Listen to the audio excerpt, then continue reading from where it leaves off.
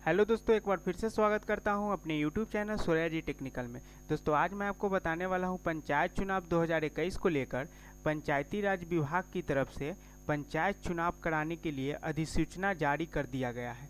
तो दोस्तों इस वीडियो में मैं आपको पूरा डिटेल में बताऊंगा कि पंचायत चुनाव 2021 को लेकर जो अधिसूचना जारी किया गया है, जिसमें बताया गया है कि कौन से ज़िले का कौन से चरण में चुनाव होगा, इसकी पूरी जानकारी और जो भी अधिसूचना में जो भी जानकारी पंचायती राज विभाग की तरफ से दिया गया है, इसकी पूर्ण जानकारी आपको इस वीडियो में मैं बताऊंगा। तो दोस्तों वीडियो को पूरा लास्ट तक देखें।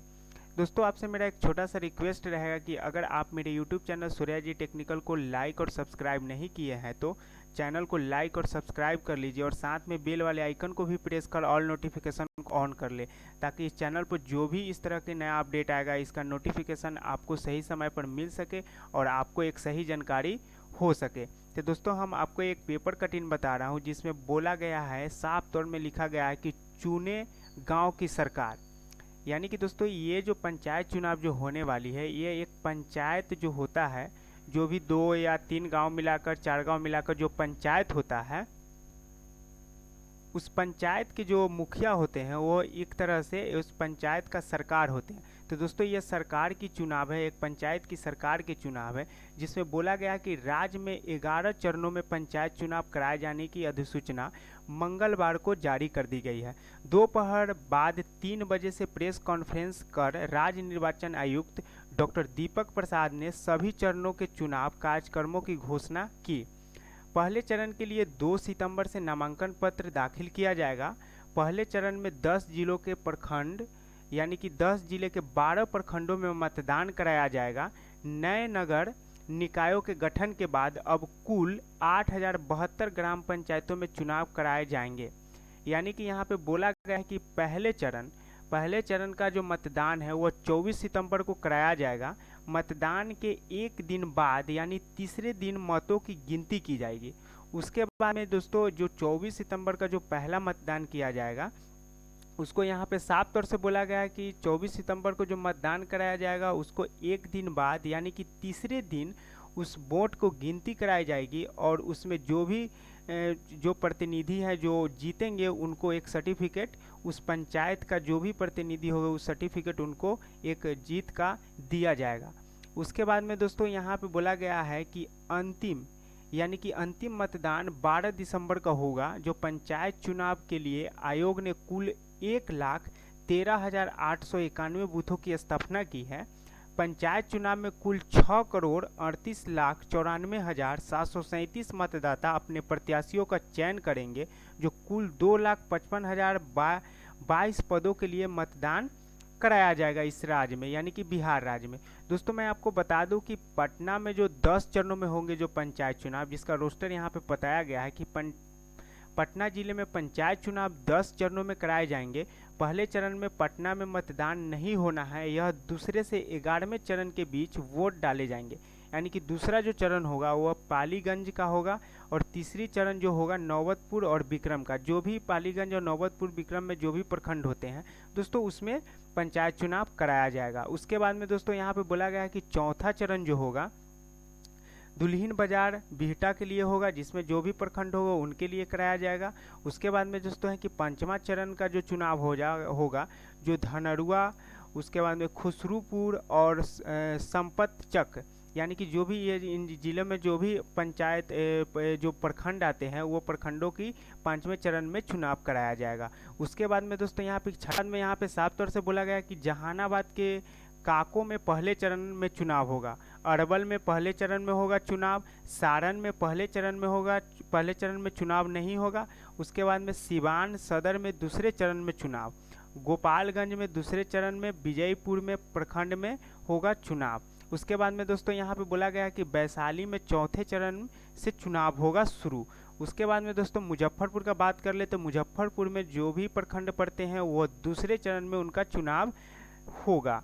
उसके बाद में यहाँ पे बोला गया है कि चंपारण में पहले चरण में चुनाव नहीं होगा, बेगूसराय में दूसरे चरण से शुरुआत, भागलपुर में पहले चरण में चुनाव नहीं। उसके बाद में दोस्तों यहाँ पे बात कर लिया जाए कि चुनाव जो कौन सी तारीख को कौन सा चरण का चुनाव होगा। दोस्तों यहाँ पे साफ तौर से बोला गया है कि पहला चरण में 10 जिला का चुनाव होगा, 10 जिला जिसमें 12 प्रखंड है। उसके बाद में 24 सितंबर का यह पहला चुनाव होगा। उसके बाद में दूसरा जो चरण का चुनाव है वो 34 जिला जिसमें 48 प्रखंड, जिसको 29 सितंबर से दोस्तों इसका चुनाव कराया जाएगा। उसके बाद में तीसरा चरण का बात कर लें तो इसमें 35 जिला है जिसमें आपको 50 प्रखंड का चुनाव होगा 8 अक्टूबर को। उसके बाद में दोस्तों चौथा चरण का बात कर लें तो इसमें आपको 20 अक्टूबर का चुनाव होगा चौथा चरण का, जिसमें 36 जिले में 53 प्रखंड है दोस्तों, इसका चुनाव कराया जाएगा। जो उसके बाद में यहाँ पे पाँचवा चरण का हम बात कर लें तो पाँचवा चरण जो है 24 अक्टूबर का होगा, जिसमें आपको 38 जिला है, जिसमें आपको 58 प्रखंड का चुनाव कराया जाएगा। उसके बाद में दोस्तों छठा चरण का बात कर ले तो छठा चरण का चुनाव 3 नवंबर को होगा, जिसमें आपको 37 जिला है जिसमें 57 प्रखंड के चुनाव कराया जाएगा। उसके बाद में यहाँ सातवां चरण के बात कर ले तो सातवां चरण का जो चुनाव है वो 15 नवंबर का होगा, जिसमें आपको 37 जिला है और 63 प्रखंड का चुनाव कराया जाएगा। उसके बाद में यहाँ पे आठवां चरण के बात कर लें तो आठवां चरण का जो चुनाव होगा वो 24 नवंबर का होगा, जिसमें आपको 36 जिला है, जिसमें आपको 55 प्रखंड के लिए इसमें चुनाव कराया जाएगा। उसके बाद में यहाँ पे नौवां चरण का बात कर ले तो नौवां चरण का चुनाव होगा 29 नवंबर का, जिसमें आपको 35 जिला है और 53 प्रखंड के लिए यह चुनाव कराया जाएगा।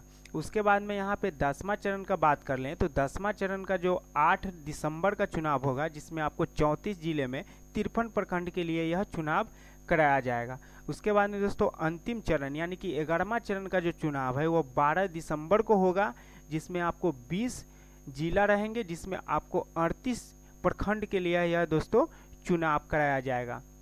दोस्तों इस बार का जो चुनाव जो होने जा रहा है पंचायत चुनाव जो 2021 का, जो इस बार का बहुत ही यूनिक चुनाव होगा, जिसमें पहली बार इसमें ईवीएम का इस्तेमाल किया जाएगा। दोस्तों यहाँ पे बोला गया कि पहली बार पंचायत चुनाव में 4 पद यानी कि मुखिया, वार्ड सदस्य, पंचायत समिति सदस्य और जिला परिषद सदस्य के लिए मतदान ईवीएम से कराया जाएगा, जबकि ग्राम कचहरी के 2 पद जो होते हैं जो सरपंच व पंच के लिए मतदान बैलेट पेपर के माध्यम से होगा। जिसमें आपको मैं बता दूं कि बेतिया प्रखंड की सीमा बेतिया प्रखंड के सभी पंचायतें में नगर पालिका क्षेत्र में शामिल होने से पंचायत चुनाव में सिर्फ 533 प्रखंडों में होगा। यानी कि दोस्तों यहाँ पे आपको बात कर लें कि इस बार का जो चुनाव है बहुत ही यूनिक होने जा रही है, और उसके बाद में इसमें इसका जो चुनाव है वो पारदर्शी तरीका से कराने के लिए पंचायती राज विभाग ने सोचा है। राज्य निर्वाचन की तरफ से जो पंचायती राज विभाग की तरफ से जो ये अधिसूचना जो जारी की गई है दोस्तों, ये बहुत ही यूनिक चुनाव है। तो दोस्तों मैं आपको एक रिक्वेस्ट आपसे करता हूँ कि अगर आप इसी तरह की जो पंचायत चुनाव से रिलेटेड अगर नया अपडेट अगर जानना चाहते हैं तो मेरे चैनल सूर्या जी टेक्निकल को लाइक और सब्सक्राइब कर लीजिए और वीडियो को शेयर भी कर लीजिए, ताकि यह जानकारी और लोगों को पहुंच सके। तो दोस्तों वीडियो कैसा लगा कमेंट्स बॉक्स में ज़रूर बताइएगा। फिर मिलेंगे एक इसी तरह की नेक्स्ट वीडियो में, तब तक के लिए आप सभी को धन्यवाद।